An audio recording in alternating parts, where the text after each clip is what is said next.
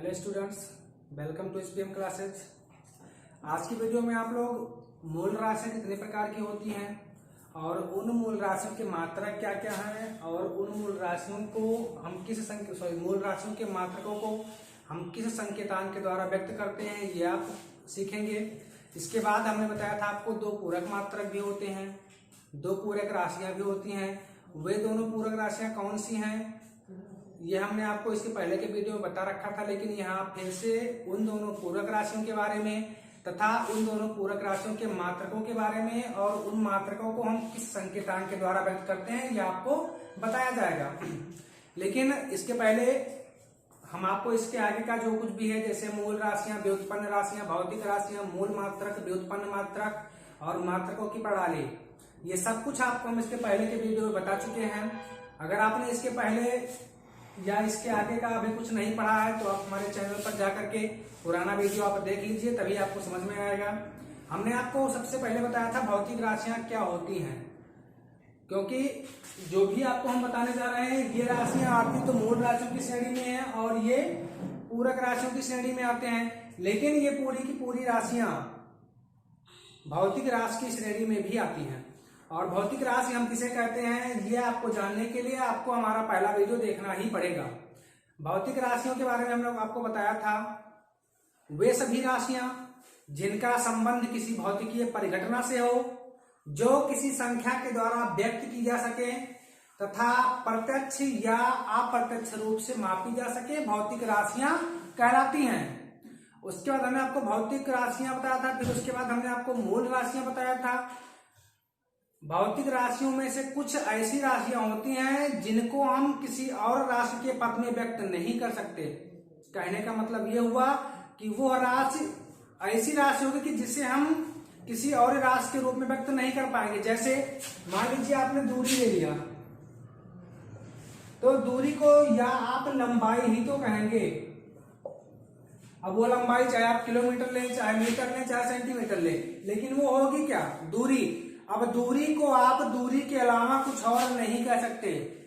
आप अगर बहुत कुछ कह पाएंगे तो इस दूरी को नापने के लिए हम जिस यंत्र का प्रयोग करेंगे उसमें परिवर्तन कर सकते हैं। मतलब आप किलोमीटर कह सकते हैं कि हाँ 5 किलोमीटर की दूरी हमने तय की, या उसे आप मीटर कह सकते हैं कि हमने 100 मीटर की दूरी तय की, उसे आप मील कह सकते हैं कि हमने 3 मील की दूरी तय की है, उसे आप फुट कह सकते हैं कि हमने 100 फुट की दूरी तय की, लेकिन हमेशा वो दूरी ही रहेगी। कहने का मतलब ये हुआ कि दूरी को हम किसी और राशि के पद में व्यक्त नहीं कर सकते। इसी तरीके से कुछ राशियां, 7 राशियां ऐसी हैं जिन्हें हम किसी और राशि के पद में व्यक्त नहीं कर सकते, और उन 7 राशियों को हम क्या करते हैं? मूल राशियां।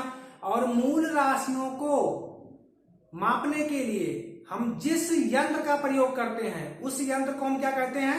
मूल मात्रक। और कुछ ऐसी भी राशियां होती हैं जिनको हम किसी और राशि के पद में व्यक्त कर सकते हैं। जैसे आप बल को ले लीजिए, आपने कक्षा 9 में पढ़ा था न्यूटन का द्वितीय नियम, F बराबर ma। F का मतलब बल था और m का मतलब द्रव्यमान और a का मतलब त्वरण। तो यहां ध्यान दीजिए, हमने बल को किसमें व्यक्त किया? द्रव्यमान और त्वरण में। तो कुछ ऐसी राशियां होती हैं जिनको हम किसी और भौतिक राशि के पद में व्यक्त कर सकते हैं, और कुछ ऐसी राशियां होती हैं जिनको हम किसी और भौतिक राशि के पद में व्यक्त नहीं कर सकते। यहां फिर से देख सकते हैं, जैसे यहां द्रव्यमान है। अब द्रव्यमान किसी वस्तु को हम नापेंगे तो द्रव्यमान ही उसका मापेंगे। कोई वस्तु 1 किलोग्राम की है, 5 किलोग्राम की है, 100 ग्राम की है, 5 क्विंटल की है, 50 टन का है, मतलब उसका हम द्रव्यमान ही नापेंगे। मतलब ये हुआ कि किसी वस्तु का जो द्रव्यमान है वो उस द्रव्यमान को हम किसी भी और राशि में व्यक्त नहीं कर सकते। लेकिन यहाँ पर आप त्वरण देख सकते हैं, आप त्वरण को चेंज कर सकते हैं, क्योंकि त्वरण बराबर होता है वेग परिवर्तन और बटे समय। कहने का मतलब यह हुआ कि आपने देखा दूरी किसमें है? दूरी को हम किसी और राशि के पद में व्यक्त नहीं कर सकते, द्रव्यमान को हम किसी और राशि के पद में व्यक्त नहीं कर सकते, लेकिन बल को हमने किसी और राशि के पद में व्यक्त किया, त्वरण को हमने किसी और राशि के पद में व्यक्त किया। तो कुछ ऐसी राशियां होती हैं या भौतिक राशियां होती हैं जिसे हम किसी और भौतिक राशि के पद में व्यक्त नहीं कर सकते, उन राशियों को हम मूल राशियां कहते हैं। और कुछ ऐसी राशियां होती हैं जिन्हें व्यक्त करने के लिए हम, या कुछ ऐसी राशियां होती हैं जिन्हें हम दूसरी भौतिक राशियों के रूप में व्यक्त कर सकते हैं, और उन राशियों को हम व्युत्पन्न राशियां कहते हैं। तथा हमने आपको बताया था मूल मात्रक और व्युत्पन्न मात्रक। तो मूल मात्रक में हमने आपको बताया था कि मूल राशियों को या मूल राशियों के मापन हेतु हम जिस यंत्र का प्रयोग करते हैं या जिस मानक का प्रयोग करते हैं, उस मानक को हम मूल मात्रक कहते हैं। और व्युत्पन्न राशियों के मापन हेतु हम जिस मानक का प्रयोग करते हैं उसे हम व्युत्पन्न मात्रक कहते हैं। इसके बाद हमने आपको प्रणाली बताई थी। हमने बताया था आपको कि मुख्यतः हम 3 ही प्रणालियों का उपयोग मापन में करते हैं। पहला हमने आपको MKS बताया था, दूसरा हमने आपको CGS बताया था, और तीसरा हमने आपको FPS प्रणाली, मतलब MKS प्रणाली, CGS प्रणाली और FPS प्रणाली। किसी वस्तु के मापन हेतु सामान्यतः हम 3 ही प्रणाली का उपयोग करते हैं, लेकिन आजकल इन तीनों प्रणालियों के अतिरिक्त एक और भी प्रणाली आई है जिसे हम SI प्रणाली कहते हैं। इस प्रणाली का पूरा नाम सिस्टम इंटरनेशनल्स डी यूनिट्स है, और आज के समय में किसी भी वस्तु के मापन हेतु सामान्यतः हम SI प्रणाली का ही उपयोग करते हैं। यहां तक हमने आपको इसके पहले के वीडियो में बताया था। अगर आपने नहीं देखा है तो आप हमारे चैनल पर जाकर के इसके पहले का वीडियो जरूर देखिए, क्योंकि जब तक आप उन सभी बातों को नहीं जान पाएंगे तब तक ये आपकी समझ में नहीं आएगा। हमने आपको यह भी बताया था कि भौतिक राशि, मूल राशि और व्युत्पन्न राशि के अतिरिक्त 2 पूरक राशियां भी होती हैं। उन पूरक राशियों के हमने आपको नाम बताए थे, कोण और घन कोण। और हमने आपको पूरक मात्रक भी बताया था कि कोण को मापने के लिए हम रेडियन का प्रयोग करते हैं और घन कोण को मापने के लिए हम स्टेरेडियन का प्रयोग करते हैं। यहां तक हमने आपको इसके पहले के वीडियो में बता रखा था। अब आज के वीडियो में आप ये जानेंगे कि मूल राशियां कितनी हैं और कौन कौन सी हैं। उसके बाद पूरक राशियां कितनी हैं और कौन कौन सी हैं, मूल राशियों के मूल मात्रक कौन कौन से हैं, और उन मूल मात्रकों को हम किस संकेतांक के द्वारा प्रदर्शित करते हैं या व्यक्त करते हैं, और पूरक राशियों के मात्रक अर्थात पूरक मात्रक कौन कौन से हैं और उन पूरक मात्रकों को हम किस संकेतांक के द्वारा व्यक्त करते हैं, ये आज आप सीखेंगे। तो हमने आपको इसके पहले के वीडियो में बताया था कि हमारे पास सामान्यतः केवल 7 प्रकार की ही मूल राशियां होती हैं। इसके या इन 7 के अतिरिक्त जितनी भी राशियां आएंगी वे सभी राशियां व्युत्पन्न राशियां कहलाएंगी, केवल 2 राशियों को छोड़ करके। किसको किसको? कोण को और घन कोण को, क्योंकि कोण और घन कोण वो हमारा पूरक राशि की श्रेणी में आता है। अगर हम मूल राशियों की बात करें तो जो हमारा पहला मूल राशि है वो है लंबाई, और लंबाई को मापने के लिए हम किस मात्रा का उपयोग करते हैं? मीटर का, और इसे व्यक्त करने के लिए हम संकेतांक स्मॉल m का उपयोग करते हैं। उसके बाद जो हमारी दूसरी मूल राशि है वो है द्रव्यमान, और द्रव्यमान को मापने के लिए हम किलोग्राम का उपयोग करते हैं, और इसका संकेतांक क्या है?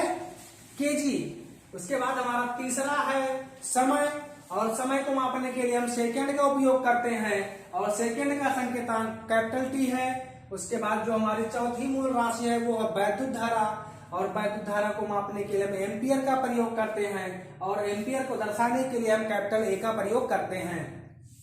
पांचवा हमारा ताप आता है, और ताप को व्यक्त करने के लिए हम केल्विन का उपयोग करते हैं, और इस केल्विन को दर्शाने के लिए हम कैपिटल K का उपयोग करते हैं। उसके बाद हमारी छठवीं राशि है ज्योत तीव्रता, और ज्योत तीव्रता को मापने के लिए हम कैंडेला का उपयोग करते हैं, और कैंडेला को दर्शाने के लिए हम स्मॉल c × d का उपयोग करते हैं। उसके बाद हमारी 7वीं जो मूल राशि है वो है पदार्थ की मात्रा, और पदार्थ की मात्रा के मापन हेतु हम मोल का उपयोग करते हैं, और मोल को व्यक्त करने के लिए हम स्मॉल m अर्थात मोल ही लिखते हैं। आपने देखा होगा हमने यहाँ आपको बताया कि द्रव्यमान को मापने के लिए हम किलोग्राम का प्रयोग करते हैं। अब आपके मन में शंका होगी कि हम ग्राम में क्यों नहीं माप सकते या क्विंटल में क्यों नहीं माप सकते।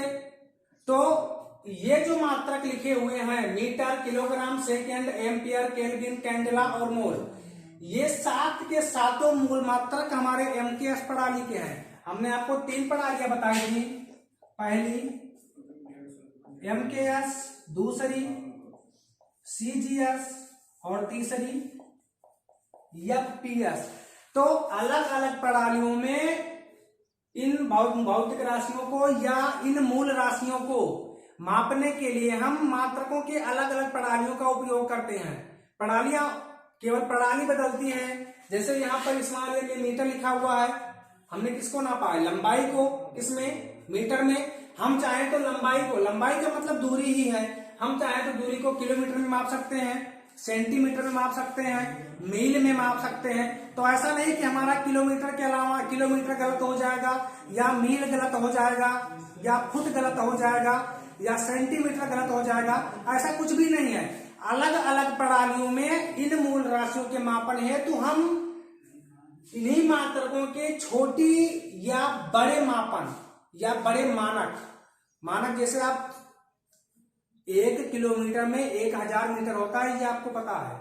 तो अगर हम किसी दूरी को किलोमीटर में माप रहे हैं, इसका मतलब क्या हुआ कि वो मीटर का 1000वां गुना है, या मीटर का 1000 गुना है। 1 किलोमीटर 1 मीटर का 1000 गुना है। अगर हम किसी दूरी को 1 किलोमीटर लिखें या 1000 मीटर लिखें, बात दोनों एक ही है। मेरे कहने का मतलब सिर्फ ये है कि आपके मन में यह शंका ना हो कि हम यहाँ पर मीटर ही क्यों लिखते हैं, क्या लंबाई का मात्रक किलोमीटर नहीं होता? बिल्कुल होता है। ये जो हमने लिख रखा है 7 के साथों मूल मात्रक, ये सारे के सारे मात्रक प्रणाली कौन सी है? MKS प्रणाली के हैं। अगर आप CGS प्रणाली में आएंगे तब आप लंबाई को मापने के लिए सेंटीमीटर का उपयोग करेंगे, द्रव्यमान को मापने के लिए आप ग्राम का उपयोग करेंगे। सिर्फ एक, इन सभी में सिर्फ एक ये समय है, समय हमेशा सेकंड में ही मापा जाता है, चाहे वो MKS प्रणाली हो, चाहे वो CGS प्रणाली हो, और चाहे FPS प्रणाली हो। इसके अलावा अगर हम CGS और FPS में लंबाई को या द्रव्यमान को नापेंगे तो इन दोनों प्रणालियों में हम मीटर के स्थान पर सेंटीमीटर का उपयोग करेंगे, और CGS प्रणाली में हम मीटर के स्थान पर फुट का उपयोग करेंगे। जब हम CGS प्रणाली में द्रव्यमान को मापेंगे तो हम ग्राम का उपयोग करेंगे, और जब FPS प्रणाली में आएंगे तो हम किलोग्राम के स्थान पर पाउंड का उपयोग करेंगे। इसका मतलब ये हुआ कि ये जो MKS, CGS और FPS ये अलग अलग प्रणालियां हैं, और किलोमीटर या मीटर, सेंटीमीटर या मील या फुट, ये भौतिक राशियों को मापने के लिए हम जो मापन का उपयोग करते हैं, जिस मानक का उपयोग करते हैं, उस मानक के छोटे और बड़े रूप होते हैं। तो इसमें आप बिल्कुल भी परेशान मत होइएगा।